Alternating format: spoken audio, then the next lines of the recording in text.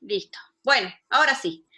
Bueno, deberían estar viendo mi pantalla, deberían estar viendo el comienzo de la presentación de gestión de datos. Y bueno, antes de comenzar, muchos de ustedes me conocen y muchos de ustedes no me conocen, así que contarles un cachito acerca de quién soy yo.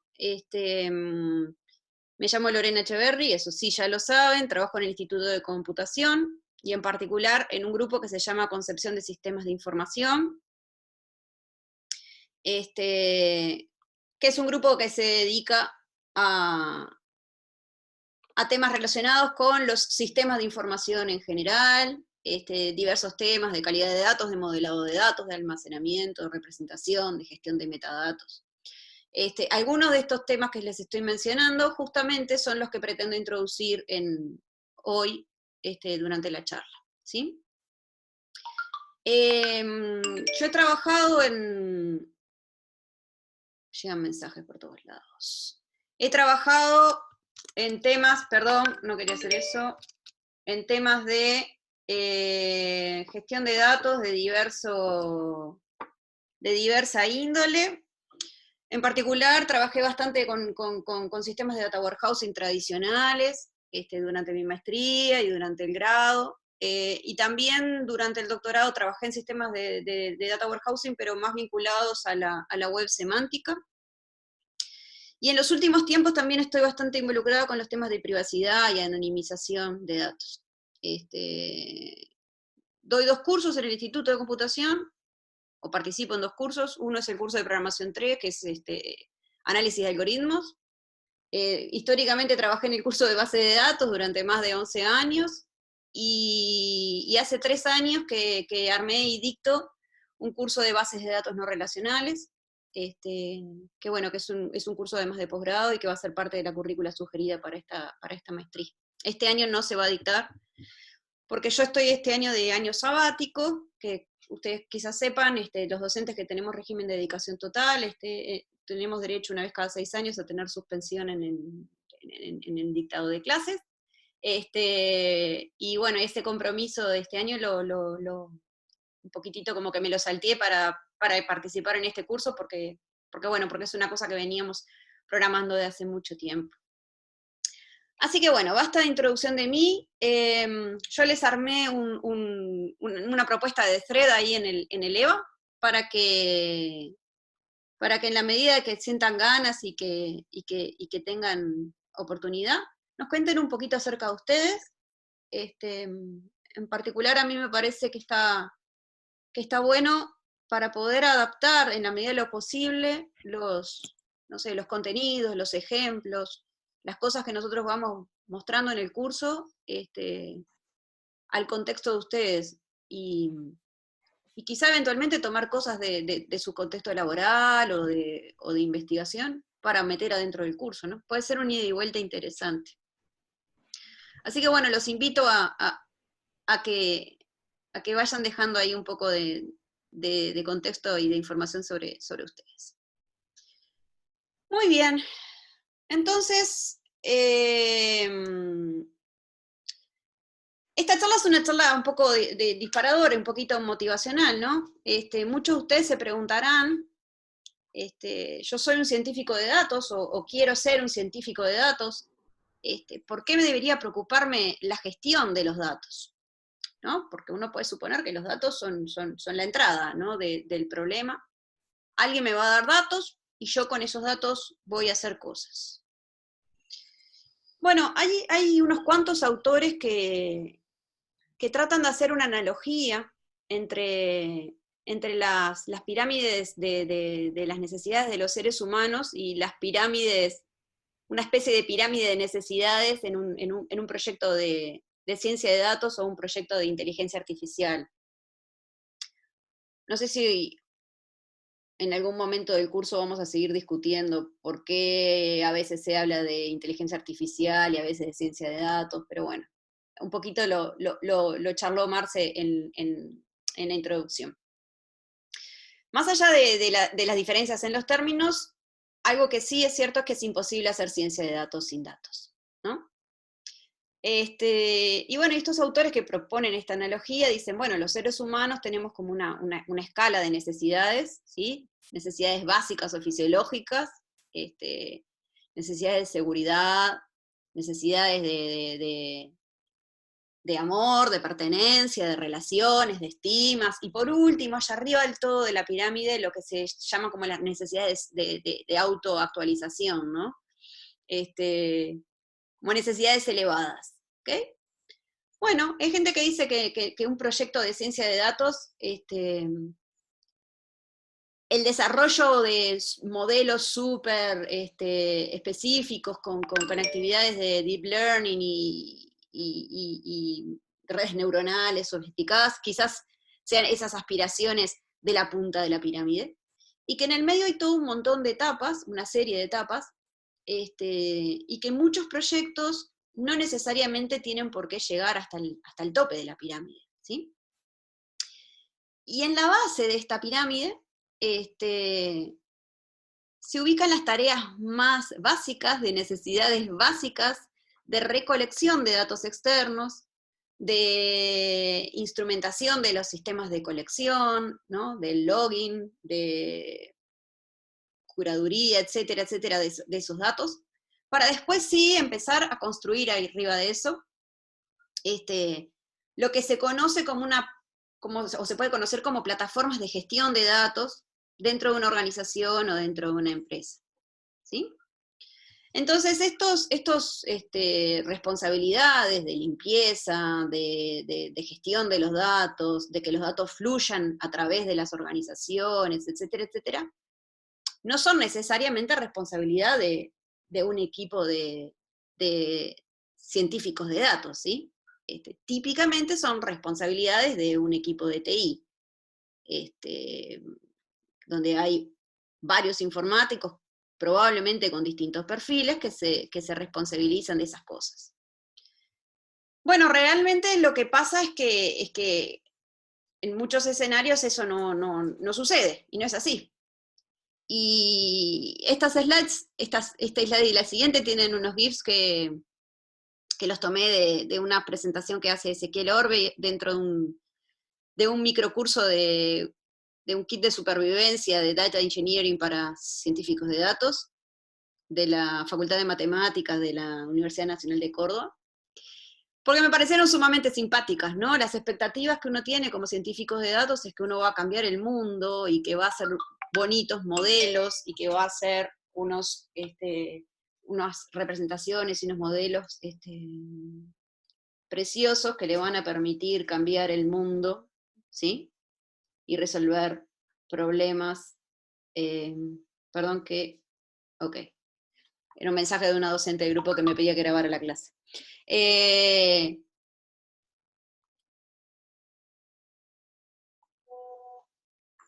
Un montón de problemas que voy a poder solucionar con todos estos datos preciosos que voy a encontrar. Bueno, la realidad no es tan así. La realidad es que, la realidad es que en la mayoría de los casos y en la mayoría de los escenarios, uno se enfrenta con que los datos no están prontos para hacer ese análisis, ya sea porque están en formatos diversos, ya sea porque tienen problemas. Los datos suelen estar distribuidos en distintos sistemas, en distintos formatos, en distintos modelos. ¿Okay? Y además, se entrecorta el audio. Bueno, voy más despacito. Suele haber problemas de que no existe esta infraestructura de datos tan bonita de la que yo mencionaba. Si quieren, pueden hablar, ¿eh? Probá a desconectar tu cámara. ¿Está la cámara prendida además del share? Sí. ¿Y me estás viendo vos? No. Te estoy viendo, ¿sí? Ah, yo pensé que si estaba el sharing la máquina se apagaba sola. La cámara, digo. A ver. Disculpen mi torpeza, pero... A ver, ¿ahora? ¿Me escuchan mejor? Ahí dejé de verte. ¿Sí? Sí, creo que sí. Está. Den señales de vida de vez en cuando, porque esto es muy extraño para mí estar hablándole al éter.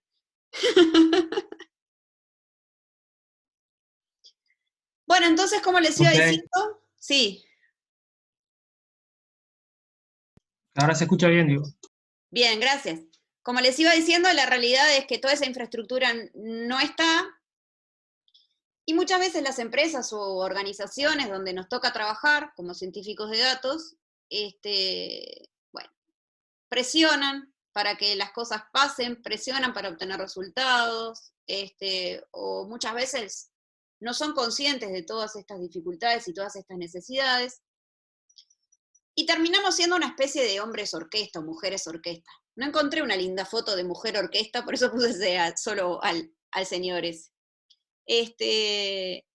Entonces, bueno, yo no pretendo que con lo que les vamos a enseñar en este curso de gestión de datos ustedes sean capaces de enfrentar cualquier tipo de tarea, y así se transformarían en un unicornio de la ciencia de datos. Eso es un concepto que está bastante difundido dentro de la comunidad, es bastante gracioso, y es esa idea de que, bueno, del científico de datos que sabe hacer de todo, o sea, desde que es capaz de gestionar por completo una plataforma de datos, y sabe programar ETLs, y sabe trabajar con Hadoop, pero también es un crack haciendo modelos, y es un crack en estadística, y es un crack presentando. Bueno, es muy difícil transformarse en ese ser, ¿ok? Quizás algunas personas lo logran. Y yo creo que una aspiración interesante es a encontrar cuál es el subset de todas esas habilidades que uno va a potenciar.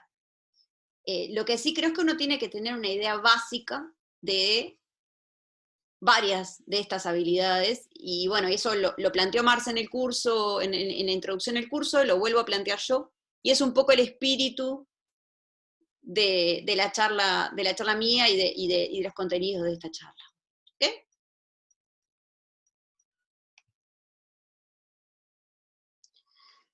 Entonces, si bien no se pretende que ustedes sepan hacer de todo, como científicos de datos, la capacidad de extraer el valor de los datos va a estar relacionada directamente con cuán maduros sean la plataforma de datos de la que ustedes parten, ¿sí? Esto de la plataforma de datos tiene que ver sobre todo cuando uno está pensando en hacer ciencia de datos adentro de una organización, ¿no? Donde uno puede interactuar de alguna manera con esa plataforma de datos o con ese otro equipo. Si uno está tomando datos externos, tomando datos de la web, bajando datos abiertos, etcétera, la tarea se vuelve aún más ardua porque ese equipo directamente no existe. Y las habilidades de gestión de datos se van a poner súper a prueba en ese tipo de proyectos. Y bueno, y esas son las habilidades que yo pretendo que ustedes no sé, tengan una idea o desarrollen a partir de los contenidos de este curso. ¿Okay? Entonces la idea es esa, brindarles definiciones y conceptos generales sobre la gestión de datos y una familia de disciplinas conocida como Data Engineering, y desarrollar capacidades básicas en ustedes, y también proveer referencias para que ustedes puedan profundizar, ya sea por la suya o referencias a otros cursos que existen dentro de la facultad, que ustedes pueden tomar más adelante para poder profundizar en alguna de estas áreas que trabajaremos o sobrevolaremos en este curso.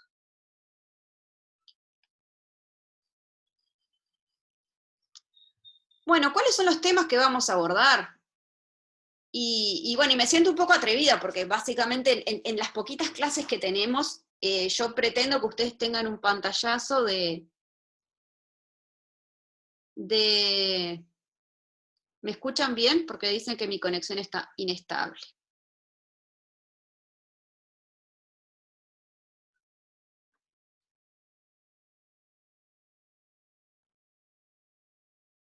Hola. Sí, se entrecortó un poco, pero creo que ya volviste a Sí. la normalidad. Está. Sí, todo tiene un delay. El mensaje de que la red anda lenta demora en llegarme a mí también. Sí, Bueno, les decía que es un poco atrevido de mi parte porque cada uno de estos tópicos que estoy mostrando acá es un área de investigación en sí misma. Hay trabajos, algunas de estas áreas de investigación tienen tantos años como las bases de datos, o sea, arrancan en la década de los 60 hasta hoy. Y bueno, yo lo que pretendo es darles un pantallazo y en la medida de lo posible algunas herramientas prácticas para que ustedes puedan atacar estas tareas o estos problemas. Les digo que algunos de estos aspectos, por ejemplo, la integración de datos, sigue siendo un aspecto donde hay mucho trabajo de investigación y es una línea sumamente activa, sobre todo porque la automatización de la integración de datos provenientes de distintas fuentes es un problema bastante abierto y que sigue siendo resuelto en muchos casos de forma bastante artesanal. Y en los últimos años han aparecido, tanto en el área de calidad de datos y limpieza, como en el de integración de datos, enfoques que proponen aplicar métodos de aprendizaje automático a estas tareas. ¿tá? Y entonces es como un bucle que se cierra. Los métodos de aprendizaje automático no solo utilizados para extraer y modelar la realidad, sino que también vienen al rescate y a tratar de solucionar problemas inherentes de los datos para facilitar su procesamiento posterior. Bueno, muy bien. Esto es lo primero que les quería decir, esto es la parte de introducción.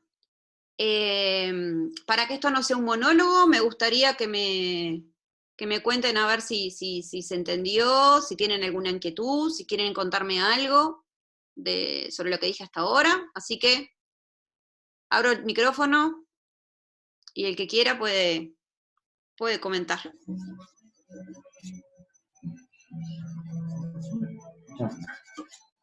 Está como la otra PGR.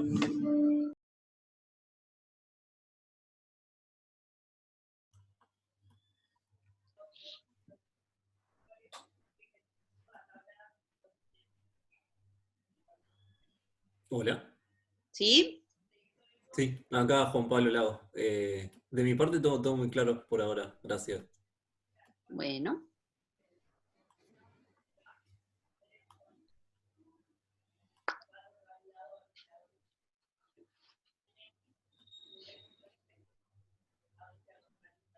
¿Venimos bien? venimos bien. Bueno.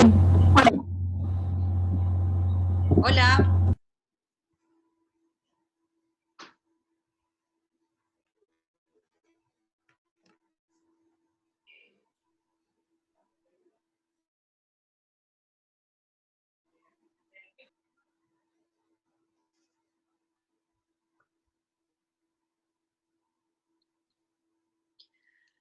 Bueno, parece que por ahora viene todo bien, así que vamos a pasar a la segundo set de transparencias.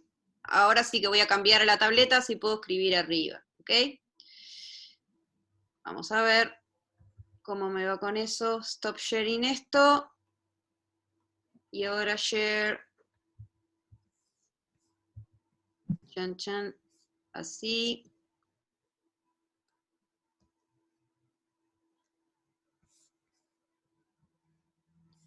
Bueno.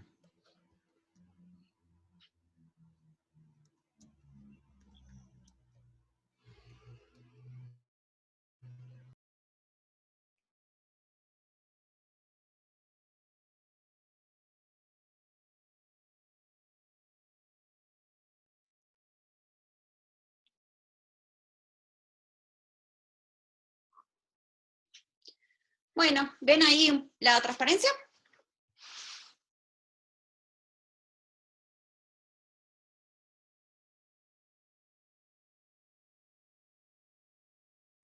Sí. Ok, Sí, perfecto. Sí. bien. ¿Se supone que yo puedo escribir acá arriba, Marce, con el lápiz?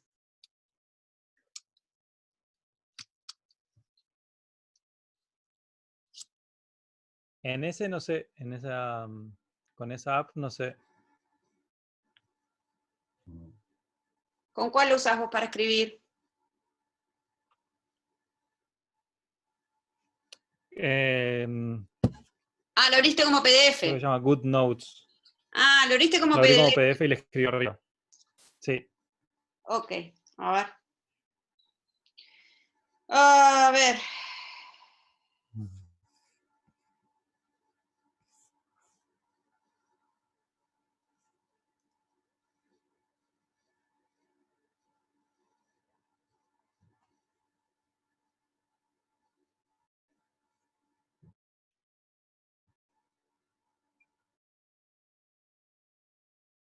Me dejo cortar desde acá. Disculpen, ya.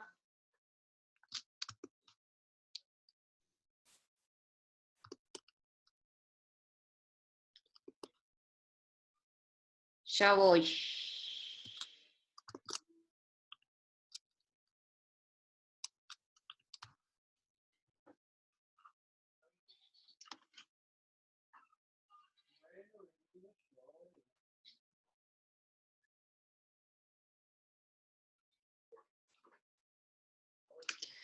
Ya voy, que lo tengo acá, me lo muevo para acá y ya está. Disculpen, es bastante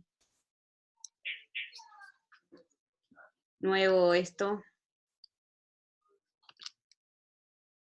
Bueno, no sé, si quieren hacer tiempo hablando de algo, Marce, no sé si querés contar algo o comentar algo. Un chiste. Dale.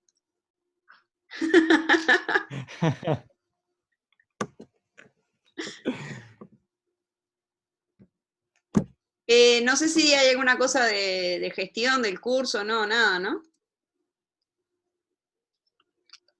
Bueno, no, que espero que todos estén matriculados en el EVA, que todos tengan usuario en EVA para poder matricularse. Recuerden que si no están matriculados no les llegan las notificaciones. Por ejemplo, que Lorena mandó el link de la reunión esta de ahora.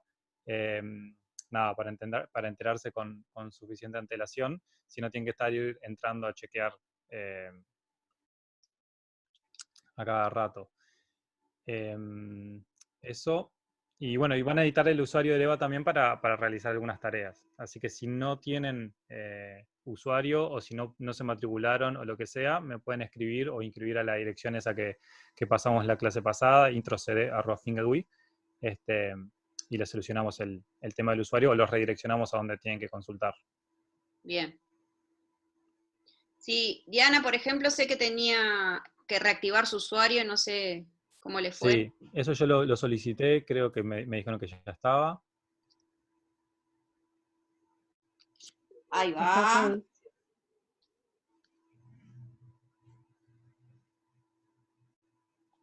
A ver ahora, si yo abro por acá.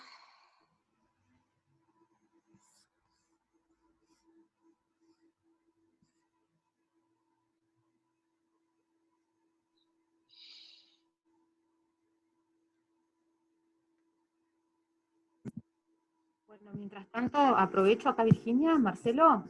Sí, dale. Sí. No, porque yo me había matriculado supuestamente antes del 11 de marzo, pero no, ahí acabo de chequear mi correo, no recibí nada de la charla de hoy. Entré por lo del ping de la página nomás de siempre. ¿Estás matriculada en el No, sí. EVA? Bueno, no. Me fijo y si no, te empujo tu usuario, yo puedo matricularte a mano. Fabuloso. Gracias. No, Bueno, nada. a ver, ahora sí. Bajé el PDF. Bajé el PDF, lo tengo pronto en la aplicación que puedo escribir.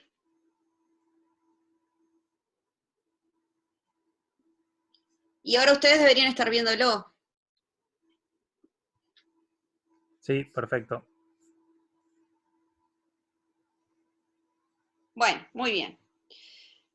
Esto, ¿cómo se verá en pantalla completa? Bueno.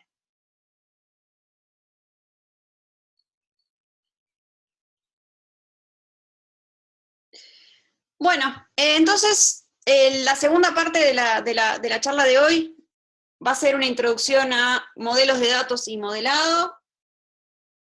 Y antes de hablar de modelos de datos y modelado, tengo que hacer como una pequeña puesta a punto de qué hablamos cuando hablamos de datos, ¿ok?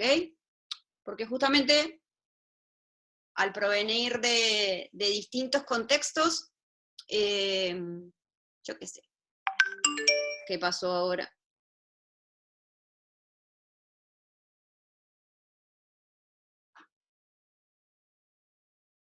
Se me tranca todo el tiempo el audio, se tranca el audio.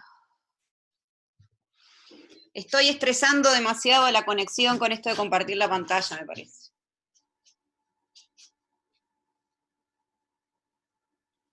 Ahora te escuchamos bien, ¿eh?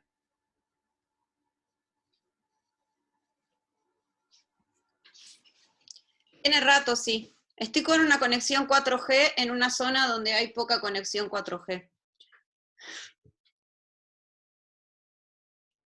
Bueno, sigo. De acá hablamos cuando hablamos de datos. Como les decía, muchos de ustedes vienen de distintos contextos.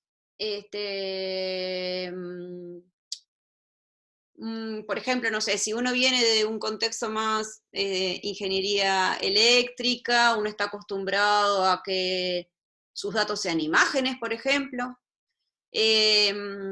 Cuando uno viene de un contexto más, yo qué sé, de un científico de datos más tradicional, relacionado con la biología o con, no sé, o con la economía, uno puede pensar que sus datos son planillas de cálculo. Y ahí estamos hablando de varias cosas a la vez. Estamos hablando del modelo de los datos, estamos hablando del contenido de los datos, estamos hablando del formato de los datos. Entonces, bueno, para ponernos a tiro de qué queremos decir con cada cosa, es que están estas primeras transparencias. Tradicionalmente en los sistemas de información y en el área de los sistemas de información se suele hacer una distinción entre tres niveles de abstracción distintos, ¿ok? Solimos hablar de datos, de información y de conocimiento. Por ejemplo, un dato es un parámetro o un hecho, un número, una afirmación, una imagen, ¿sí? Los datos suelen ser representaciones de algo en un mundo real. Son medidas que yo tomo sobre el mundo real, o son recopilaciones o representaciones del mundo real. Y suelen ser la materia prima para la producción de la información. Un ejemplo de un dato puede ser, no sé, que el precio, a ver si esto funciona. Sí, funciona. Vamos a poner la tableta así. Que el precio del kilogramo de harina,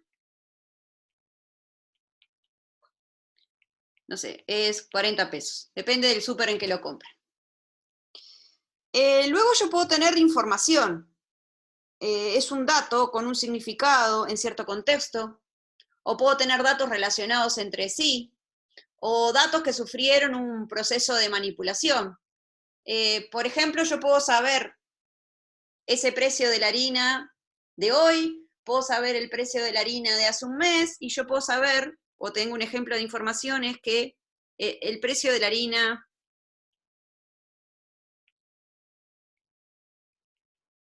aumentó un 10% en el último mes.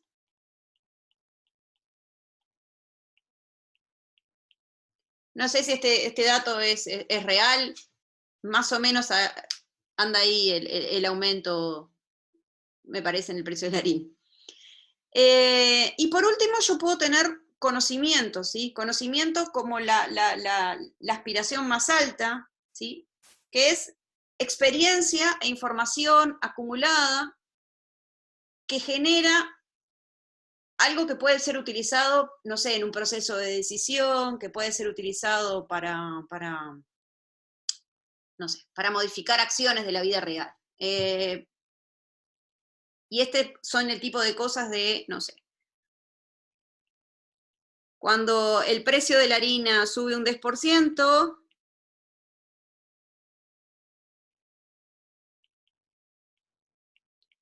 en realidad el pan termina subiendo un 15%.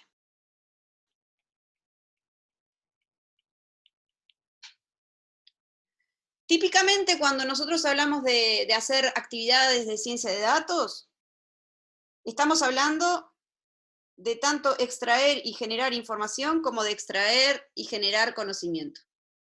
Y los datos van a ser nuestra materia prima. ¿Ok? Pero otra pregunta que uno se puede hacer es de dónde salen los datos. Estos datos que son representaciones del mundo real. Bueno, casi siempre los datos provienen de algún sistema de información. Y cuando yo estoy hablando de sistema de información no tengo por qué hablar de un producto de software, no tengo por qué estar hablando de una herramienta. Un sistema de información es un conjunto de componentes que suelen interactuar con el objetivo de tres cosas: almacenar, recuperar y procesar datos, y también información para crear nueva información. Estos componentes pueden ser software o hardware, pero es fundamental el rol de las personas, y las personas van a influir en muchos momentos, tanto en el diseño como en la manipulación y en la implementación de estos sistemas de información. Los sistemas de información son muy viejos y no necesariamente, como les decía antes, ligados a las computadoras.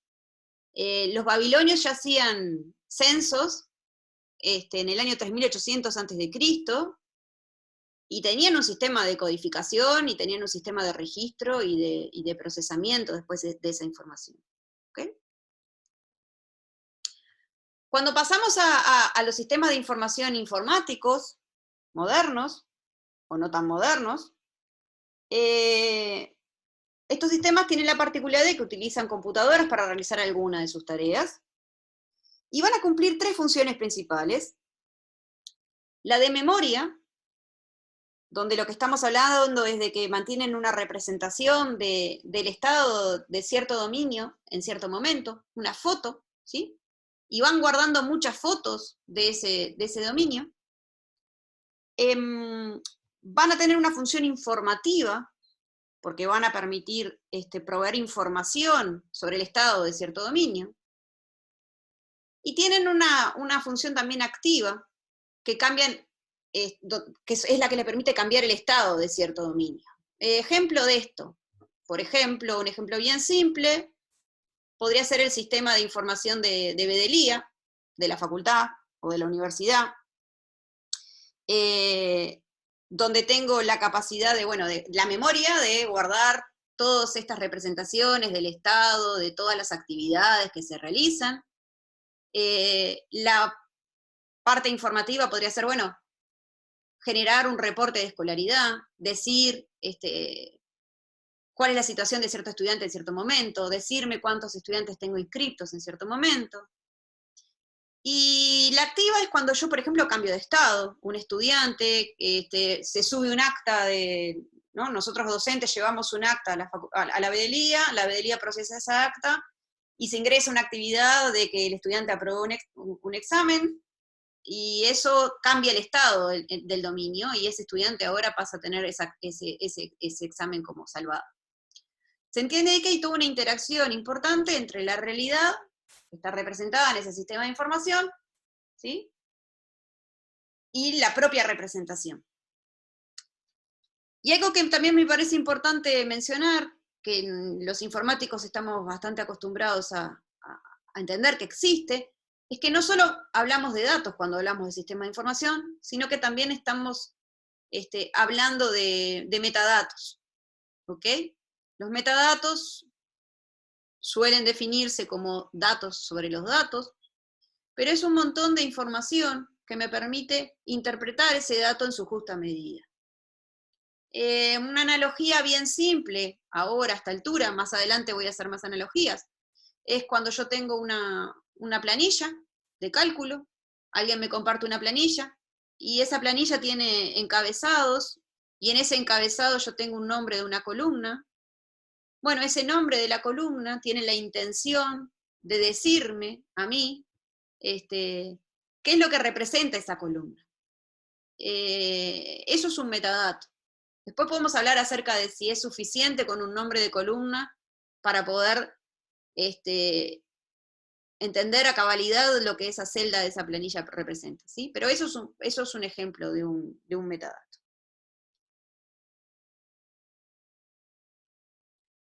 El asunto es que en los últimos ya 20 años, porque son las últimas 2 décadas, hemos vivido una revolución en muchos aspectos. La ciencia de datos es en cierta forma una hija de esta revolución. Y es que el panorama se ha vuelto más complejo. Los sistemas de información dejaron de ser, los sistemas de información informáticos dejaron de ser un objeto más bien cerrado y acotado, que existía en algunas organizaciones, para pasar a tener datos generados por heterogeneidad de dispositivos, almacenados en heterogeneidad de formatos, con mucho volumen, a veces, con mucha velocidad, también a veces, y también con problemas o potencialmente problemas en este aspecto, en el aspecto de la veracidad de los datos, de la calidad de los datos, de cuánto puedo confiar en ellos. El cambio de escenario, de pasar de tener datos de adentro de las organizaciones, que eran generados en forma bastante prolija y en muchos casos muy lenta, a esta nueva realidad impone un desafío importante. Pero en lo que refiere a la charla de hoy, lo que me interesa también es señalar que hay diferencias en cuanto a los datos, a su naturaleza, los formatos, y en particular a los modelos de datos.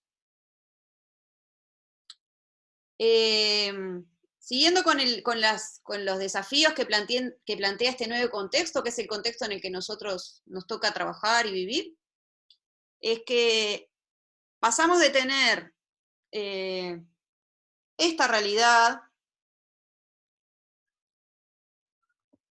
que esta realidad les diría que es la realidad de los años 80, 90, ¿sí? A ampliar esa realidad en la década del 2000, con el auge de los sitios web, ¿sí? Pero los sitios web no pensándolo como las aplicaciones web de las que estamos hablando hoy en día, a esta otra realidad o este otro escenario que es el escenario de hoy, ¿sí? Donde tenemos datos que provienen de redes sociales, ¿no? Esto de los datos, y que se puede hacer análisis de sentimiento. Todos los datos que provienen de las redes sociales los pondríamos pensar ahí como datos generados por usuarios y por las interacciones sociales. De las distintas aplicaciones pueden venir datos de coordenadas, datos espaciales, un montón de datos de video, de audio y de imágenes que plantean desafíos acerca de su volumen, de su modelado, de su representación, etc. Una cantidad monstruosa en el sentido de volumen y de velocidad de datos generados por sensores y por dispositivos, etcétera, etcétera, etcétera. Entonces el escenario hoy en día es sumamente complejo en cuanto a la heterogeneidad y a la heterogeneidad de escenarios y a la heterogeneidad de estrategias y de herramientas para lidiar con toda esta complejidad.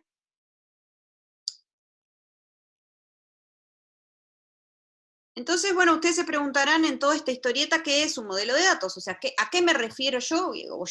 O en realidad la gente de base de datos cuando habla de un modelo de datos. Y un modelo de datos es un lenguaje, ¿sí? Son lenguajes que son utilizados para especificar y manipular bases de datos. El concepto de base de datos no lo definí. El concepto de base de datos es básicamente un conjunto de datos.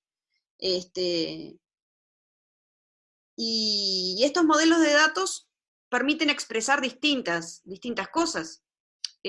Básicamente 3 cosas, ¿sí? Tiene que tener uno de estos lenguajes para ser llamado modelo de datos. Por un lado, las estructuras, que van a ser los elementos de los problemas. Por otro lado, las restricciones, que son reglas que se deben de cumplir para que los datos que están en esa base de datos se consideren válidas.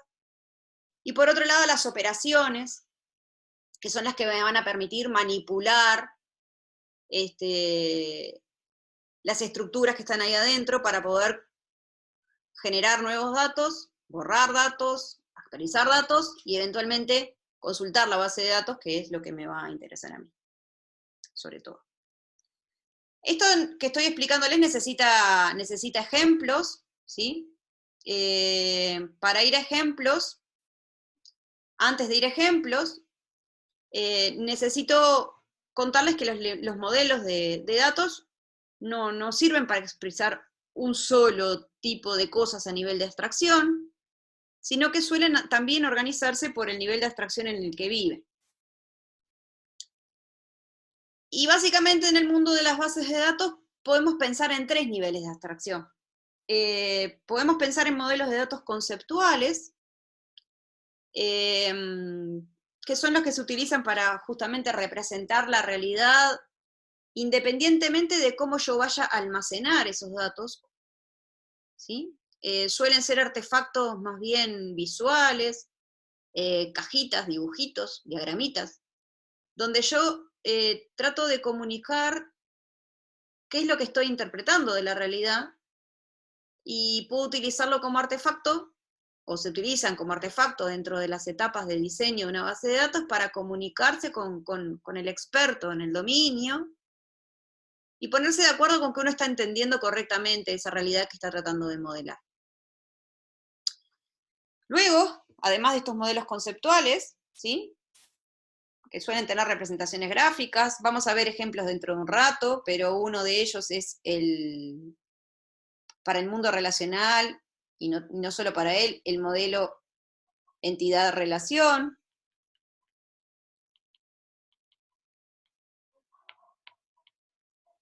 que, bueno, los informáticos lo conocen bastante, se conoce también por su sigla, MER, que es un artefacto que me va a permitir representar conceptos a nivel de alto nivel.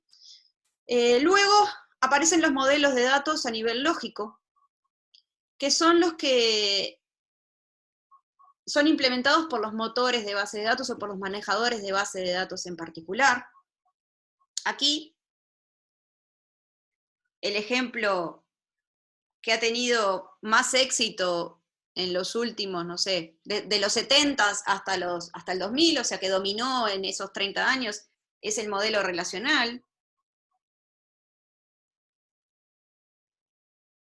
Y si alguna vez interactuaron con una base de datos e hicieron alguna consulta en SQL, el modelo relacional es el sustento teórico que está atrás de esas bases de datos, ¿ok? Cualquier base de datos MySQL, Postgre, Oracle, etcétera, manejador de base de datos relacional tradicional, lo que está implementando es el modelo relacional. Y por último, en el nivel de abstracción más cercano a la máquina, están los modelos físicos. En cuanto a los modelos físicos, nosotros en este curso no vamos a entrar demasiado en detalle, y son los modelos que representan cómo están guardados efectivamente los datos a nivel de estructuras de datos.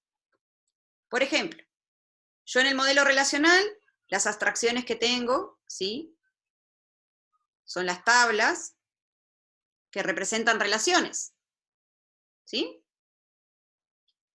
Estas tablas pueden ser implementadas de distintas formas a nivel de estructuras de datos, ¿sí? Por ejemplo, almacenamiento por filas, lo que se conoce, o almacenamiento por columnas.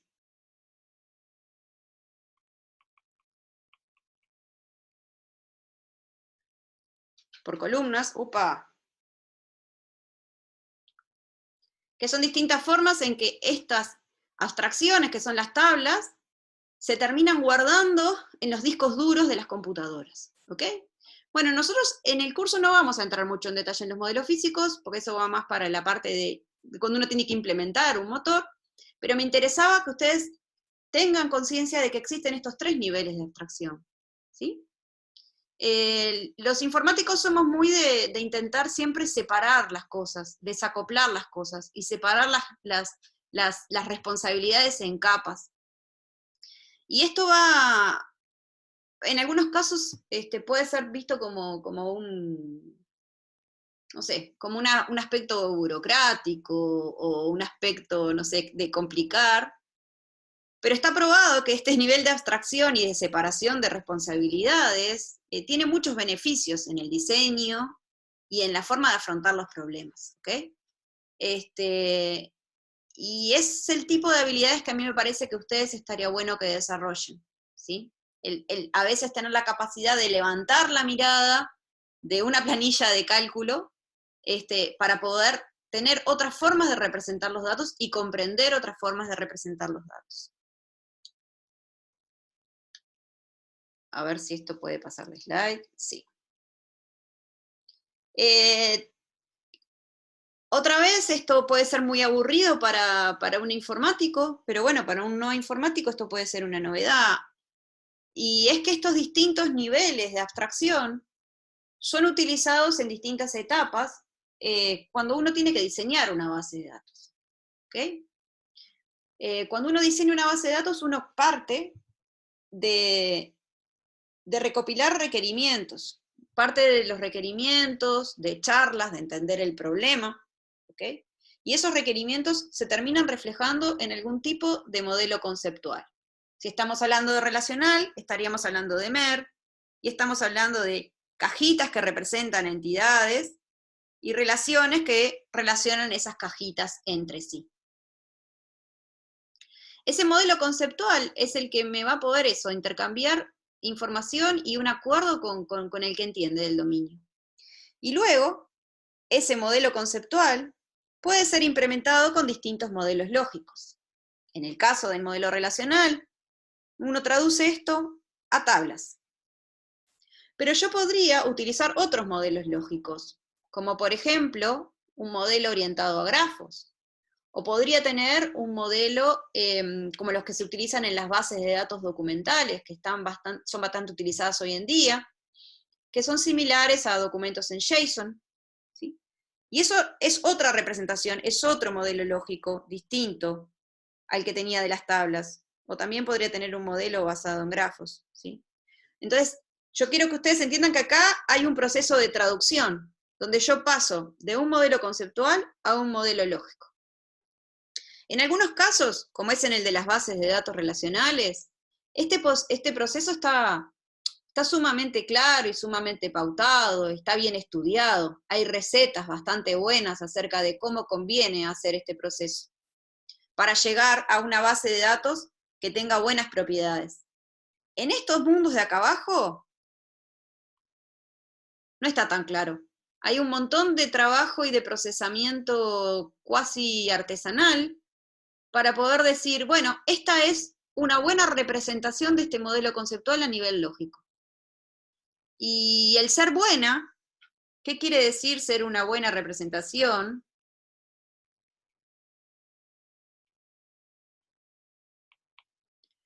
va a depender de un montón de cosas. Buena en el sentido de que es lo más fiel posible, pero también puede ser buena en el sentido de que es eficiente, o de que me permite después recuperar los datos o la información que yo quiero en forma eficiente, etcétera, etcétera. Este tipo de cosas, este tipo de pasaje de este mundo a este mundo, ¿sí? Son el tipo de cosas que hacen justamente los diseñadores de base de datos. Esta es la parte de diseño una de las partes más críticas.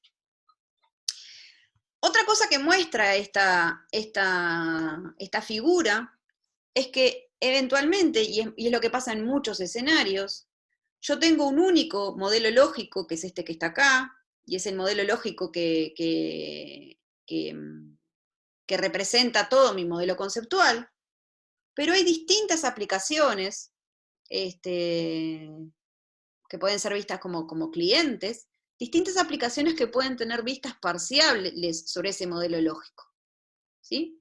Volvamos al ejemplo de la vedelía.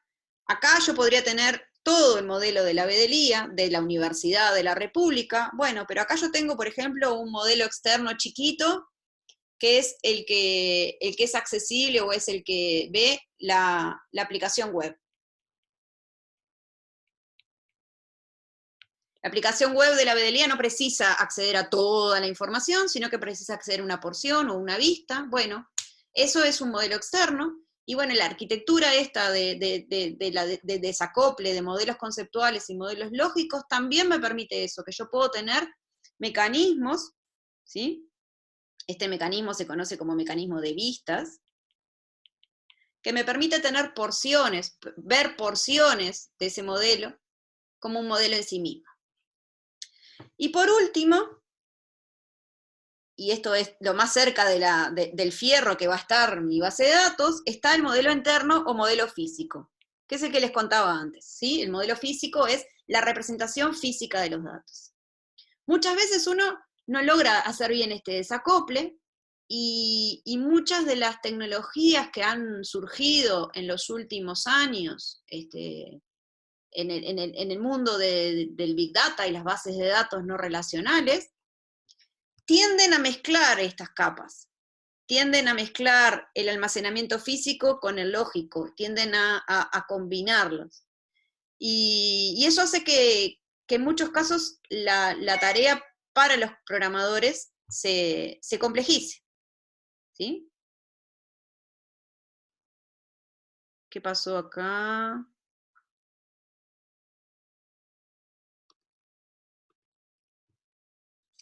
Tenía 2 personas esperando.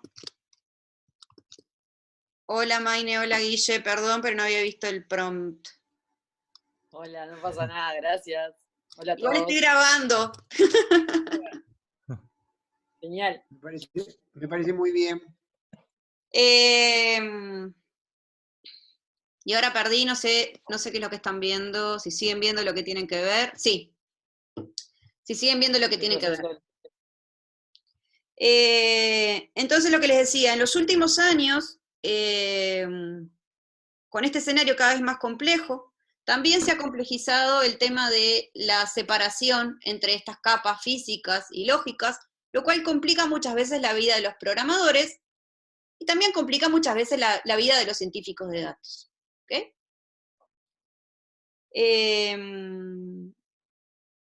Como les decía antes, ejemplos de modelos conceptuales. Y bueno, el ejemplo estrella es el modelo entidad-relación, que es un modelo muy viejo, data de la década de los 70, pero sigue siendo para mí un artefacto válido para modelar, inclusive cuando uno quiere modelar datos que terminan siendo almacenados en una base estilo JSON, o tratar de entender lo que pasa con un grafo después, ¿sí? Es uno de los modelos que, si se quiere, voy un paso más atrás. Creo que no han aparecido modelos conceptuales con tanta fuerza en los últimos años como este modelo, y a mí me interesa que ustedes tengan como unas básicas de este modelo como herramienta en su toolbox para poder enfrentarse a problemas, capaz que cuando los problemas son sencillitos no hace falta, pero cuando el problema es un poco más complejo, es una linda herramienta para tener. Luego a nivel de modelos lógicos, lo que les decía, el modelo relacional es un ejemplo famoso y exitoso de modelo lógico. De hecho, cuando en muchos cursos o recetas de cómo hacer que los datos tengan un buen formato, o qué quiere decir un dato limpio, en cosas como Tidyverse, por ejemplo, se hace referencia de costadito a buenas prácticas dentro del modelo relacional, de lo que se conoce como una base de datos relacional que cumple con ciertos criterios de normalización. Y bueno, sin entrar en detalles de la teoría, a mí me parece importante que ustedes conozcan este modelo, además de que probablemente en algún momento tengan que interactuar con una base SQL. Y para entender otros modelos es un punto de partida interesante. Hay un par de modelos lógicos que para mí han tomado mucha fuerza en los últimos años, y de los cuales también les voy a hablar en el curso. Uno es el modelo Property Graphs, para bases de datos de grafos. Si quizás escucharon hablar en algún momento de una herramienta que se llama Neo4j, o capaz que la usan. Bueno, Neo4j es un motor de base de datos de grafo que utiliza este modelo lógico. Y después, por último, el modelo documental. El modelo documental, o bueno, no sé si llamarlo modelo documental, son Document Oriented Databases. El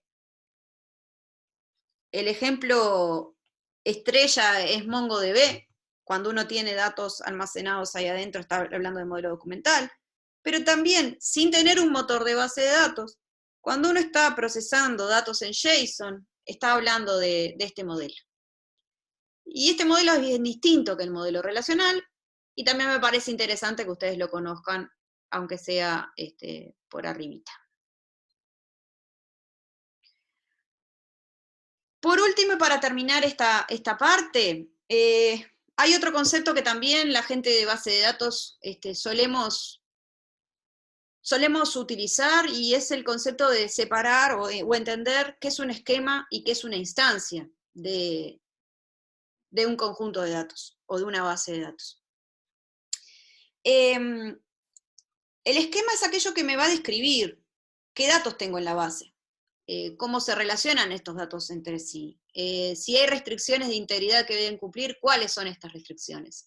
El esquema es lo que da la estructura, el esquema son los famosos metadatos.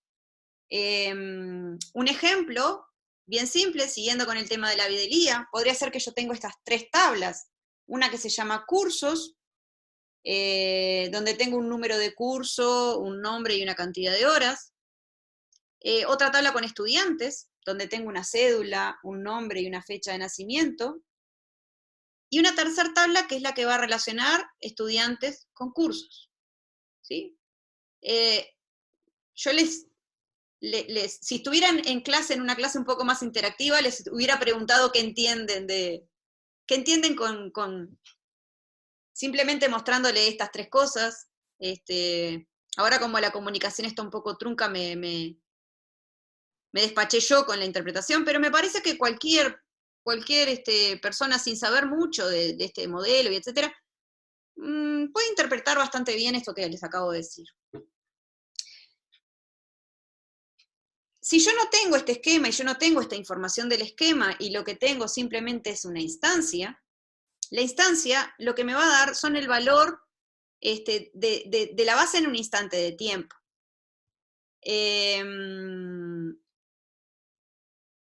Y si estoy trabajando con un sistema de base de datos que tiene un modelo lógico que permite la representación de restricciones, en ese motor de base de datos yo siempre sé que si los datos están guardados ahí, es porque están satisfaciendo ese conjunto de restricciones. Y eso puede ayudarnos bastante, y es algo que puede complicarnos bastante cuando el modelo no lo tiene. Sé que es medio críptico entenderme ahora lo que estoy diciendo, pero más adelante aspiro a que ustedes logren entenderme. Si yo tengo este ejemplo de esquema, un ejemplo de instancia podría ser algo de esta pinta. Un ejemplo de cursos, el número, el nombre y las horas, y acá adentro valores. El curso 2, intro CD, horas, no sé cuántas horas tiene nuestro curso, invento, 200 horas, no sé cuántas horas son. Bla, bla, bla, bla, bla. Y estas son las instancias y este es el esquema. Sin información del esquema, es muy difícil que yo pueda interpretar las instancias. ¿Ok? Y muchas veces en formatos donde que nosotros estamos acostumbrados a utilizar, que se comparten datos, por ejemplo, en planillas, esta información del esquema falta, o esta información del esquema no está del todo completa. Otra cosa importante acerca de la diferencia entre el esquema y la instancia es esto que dice aquí. Las instancias tienden a ser muy volátiles. ¿Por qué? Porque son las que reflejan la realidad, esa realidad que cambia, las cosas pueden aparecer y desaparecer. Mientras que los esquemas, por lo general, tienden a ser más estáticos. Aunque eso también puede cambiar, y eso también es una de las características de los modelos de base de datos más nuevos de los últimos 20 años, que son más flexibles en cuanto a los cambios y a la incorporación de cambios a nivel del esquema. Muy bien. Bueno, entonces, ¿Puedo hacer una pregunta? Por supuesto, no sé quién es, que está hablando. Soy Rodrigo. Rodrigo. ¿Podríamos decir que los esquemas son los metadatos y las instancias los datos en sí mismos, o no podríamos hacer esa diferenciación? Sí, perfecto. Okay. Podés tener más metadatos aparte del esquema, ¿sí? Porque, como decía acá arriba, las restricciones también son metadatos. Todavía ustedes no saben lo que es una restricción, pero, por ejemplo, un ejemplo bastante sencillo podría ser, bueno, si yo tengo una tabla de cursos, yo quiero que el número de cursos no se repita. ¿Sí? Eso podría ser una restricción razonable de imponer en mi tabla de cursos. Bueno, eso también es metadatos. Y eso también es parte del esquema de la base de datos, no solo las estructuras.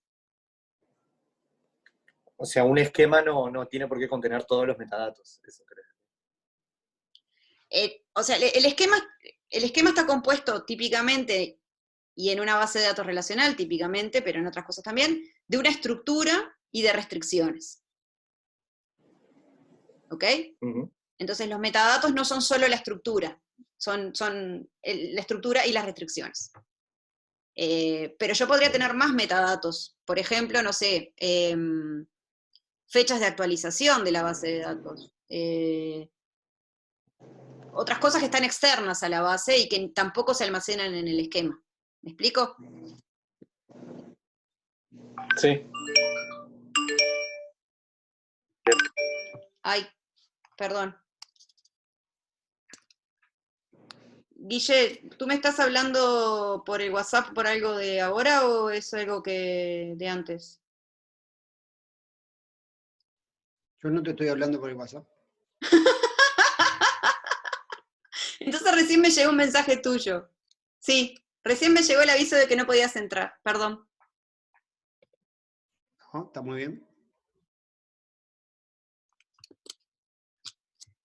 Bien, sí, Rodrigo, o sea, espero que haya quedado claro el ejemplo de otras cosas que también pueden ser metadatos y que no estén almacenadas ahí directamente. Sí, sí, digamos, por ahora, como lo vamos viendo, creo que con más profundidad podré distanciarlo mejor, pero sí, se entendió perfectamente.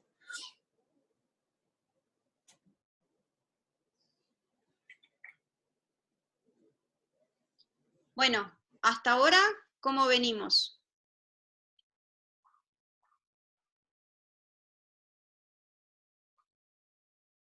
Silencio. Bárbaro. ¿Bárbaro? Bueno, Bien de venimos bien. Bueno, entonces Bien, lo bien. que yo tenía pensado ahora, justamente como esto de mi conexión está medio complicado y etcétera, etcétera, es seleccioné algunos videos, ¿sí? Para, que no puse los links todavía en el EVA, seleccioné algunos videos para que ustedes empiecen a mirar sobre algunos modelos en particular. Primero porque hay recursos que están buenos y que no tiene sentido que yo me ponga a reinventar la rueda, ¿ok? Entonces, bueno, para reutilizar cosas que ya están en la vuelta, vamos a tener eso como assignment, mirar algunos videos sobre el modelo relacional y modelo conceptual, que también permite que los que ya se sienten que tienen ese conocimiento lo hagan y que puedan a tener como una adaptación. Entonces, las básicas de los modelos, pretendo que ustedes las bichen y las miren con ese material que yo les voy a pasar. Y la clase que viene vamos a arrancar a ver, o sea, hacer dudas y preguntas y comentarios sobre los modelos, y arrancar a ver algunos aspectos interesantes de modelado, que no siempre están abarcados en esos materiales, ¿sí? Esos materiales tienden a explicar, bueno, cómo es el modelo, cuáles son las construcciones, qué se usa, etcétera, etcétera, pero no necesariamente acerca de las ventajas, desventajas y beneficios de cada uno de ellos. ¿Ok?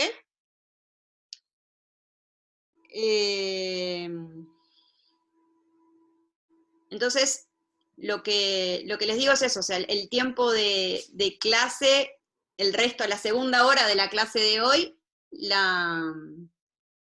y todo lo que les lleve, la pueden hacer en forma asíncrona, mirando materiales que tengo seleccionados para ustedes para que miren en sus casas.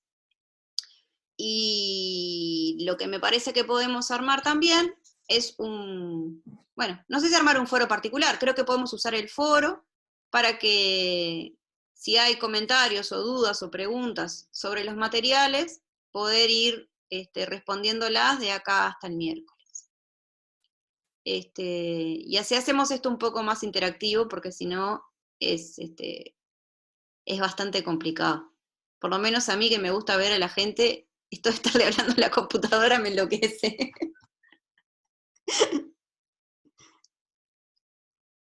Pueden poner los videos, así los ve Lore mientras hablas, Lore. ¿Lo qué? ¿Poner los videos? No, que la gente, que pueden todos activar sus videos, los que estén en condiciones presentables, pues mis alumnos de PIE no quieren poner porque dicen que están en camisón la mitad de las veces.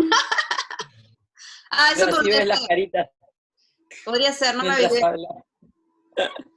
Las tenés que poner medias chiquitas, pero bueno, por lo menos te quedan en el costado, ¿sí? Van apareciendo. Sí, ahora los tengo a ustedes nomás. Y Guille está congelado. Guille tiene una foto puesta. Ah. No activo No, su pero están apareciendo ahí, está Juan Sí, sí. Pablo, está Gonzalo, ¿Te ve? Ahí aparecieron. Sebastián, Ahora sí. ¿Yo me Virginia. veo ahí o no? Sí, te vemos, Sofía, Sofía. ¿se ve? Porque tal vez Sí, la se ve, primera vez que Sofía. uso esto y no sé. Está, bárbaro. Sí. Martín está re cómodo en su sillón. Gracias, Maine, por el consejo. Yo nunca usé esta porquería para dar clase. Vamos aprendiendo sobre la marcha todos, no solo los estudiantes, sino que nosotros también, así que. Es bravísimo. Bueno, por lo menos parece que no se durmieron. Después poner como barrita arriba para no ver a todos, pero por lo menos ver las caras de susto mientras vas hablando. Bueno, entonces eso, el plan ahora es, tengo videos sobre distintos modelos videos o charlas sobre distintos modelos, o material para leer, que la verdad que no me dio el tiempo de subirlos antes de la clase, lo quería hacer pero no me dio. Y ponerlos disponibles para que ustedes los vayan bichando, y eso. Comunicación asíncrona, discutimos, charlamos, vemos, dudas que vayan surgiendo, y las retomamos el miércoles, con dudas sobre los modelos y con aspectos más de modelado. Pablo, veo que adoptaste la habitación de bebé de escritorio. Es la única habitación libre, digamos. En el momento. Está todo tomado por los niños en la casa. Sí, con decoración y fin. Parece que estás transmitiendo desde el kindergarten. Ah, viste, increíble. ¿No? Bueno, no sé qué les parece hacer eso. A mí me parece que es más divertido que escuchar alguien hablando así, expositivo que no es expositivo. No sé, ¿cómo la ven? Bárbaro. Sí, está bien. ¿Los videos dónde tenemos para verlos? Te voy a subir links, cayó mi internet. Te voy a subir links al EVA. ¿Todos tienen acceso al EVA o alguien todavía no?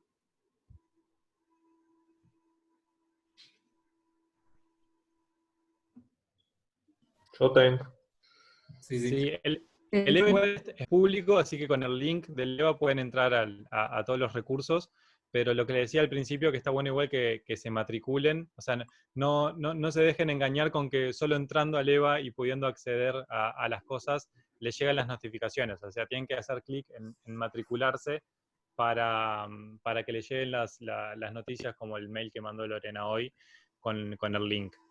Yo recién, hace un ratito, matriculé a Virginia, así que ya debería estar matriculada. Y cualquier cosa que tengan algún problema con eso, nos escriben o me escriben a mí, yo lo intentamos arreglar. Bien. Los links que les voy a compartir, algunos son links a cursos que están afuera. Algunos quizás son porcioncitas de cosas que están en OpenFink, partes del curso de bases de datos relacionales. Así que bueno, va a haber como un poco de todo, dependiendo un poco del perfil de cada uno, van eligiendo qué cosas mirar y qué cosas no, porque capaz que algunas cosas ni siquiera las precisan o las quieren refrescar, ¿sí? Dale. Y bueno, entonces la dinámica hasta el miércoles es esa, o sea, a medida que si surgen dudas o quieren hacer comentarios o cosas sobre los materiales que van leyendo, las escriben ahí en el foro, y arrancamos entonces con temas de modelado en sí el miércoles. Genial. Bien. Muy bien. Así que la clase de hoy fue cortita. No me quería jugar tampoco porque no sabía cómo iba a funcionar lo de la conexión desde acá. La segunda parte funcionó perfecto. Con la tableta. Sí, creo que no se cortó ni una vez el audio. Mirá. Al principio capaz que el problema era que tenía la cámara prendida y no me di cuenta. Sí, puede ser, sí. Listo. Bueno, así que eso. Voy subiendo esos recursos ahí. No se asusten si son muchos, no quiere decir que tengan que mirar todos, sino que bueno, que puedan elegir. ¿Ah? Gracias. Bueno, y quedamos en contacto entonces. Perfecto, muchas gracias. Gracias. Ah, y acuérdense de escribir algo sobre ustedes. Yo sé que puede dar vergüenza, pero... ¿Está? Bien. Bueno, Bien, gracias. Vámonos. Chao. Chao. Una pregunta. Escribir algo de nosotros, ¿qué sería? ¿Qué sería? Perdón. Sí. Sí. si, bueno, lo que quieras contar, si querés contar de dónde trabajás, qué formación de grado, de posgrado, qué estás haciendo, por qué te interesó la maestría. Bien. Siéntanse ¿Y libres eso dónde lo escribimos? Entonces vos no estás suscripta, no estás matriculada, porque te debe haber llegado No. un mensaje. Estoy en el EVA, pero no me llegan los mails. Justo ayer le pregunté a Marcelo. Pero no Sí. sé, me mandaron ahí los de Moodle que iban a chequear, pero no sé. ¿Qué dirección de correo? Ya mismo me voy a fijar a ver si te encuentro. ¿Tu dirección de correo qué es? ¿Hotmail? No, Gmail. Pero tenía una vieja en el EVA y está, no sé si es por eso que no me llega lo del foro. Yo a veces, en otros años, No sé. yo sabía de estudiantes que reportaban problemas, creo que con casillas de Hotmail, pero no sé por qué había un tema ahí de la... ¿Eso lo subiste al foro? ¿O dónde está eso que decís de Sí, está en el ponerlo? foro, sí. Ah, en Hay el un foro. foro de intercambio. Sí. Ah, Sí, ok. yo ahora intenté matricularte, porque los docentes podemos Sí. matricular a los estudiantes forzosamente, digamos, Sí. y te busqué por nombre y apellido y no te encontré. Así que de repente todavía no está tu usuario del EVA activo. Lo chequeamos de vuelta con la gente de Moodle. Dale, o sea que no es igual, o sea, yo me matriculé